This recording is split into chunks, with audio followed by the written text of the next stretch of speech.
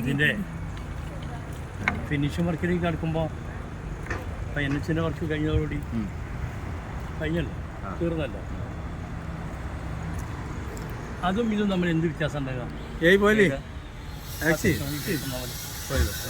ഇതോ അത് വിതരണ വിഭാഗമാണ്, ഇത് പ്രസരണ വിഭാഗമാണ്.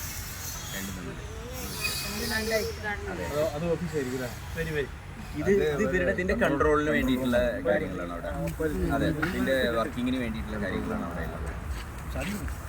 പിന്നെ നമുക്ക് ഇതിൻ്റെ കണക്കിന് ഇപ്പോൾ ഇവർ പറഞ്ഞതുപോലെ പ്രസരണ വിഭാഗം പറഞ്ഞതുപോലെ ഈ കേബിൾ ക്രോസ് ചെയ്യണം. പിന്നെ അതുപോലെ തന്നെ വെന്നിയൂർ എടരിക്കോട് നിന്ന് സൂര്യാട്ടത്തുള്ള ആ ലൈന് ഡബിളാക്കിയിട്ട് അതിനൊരു ലൈനാണ് ഇങ്ങോട്ട് വരുന്നത്.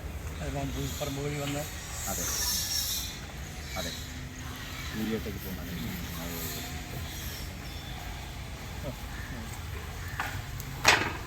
ഇത്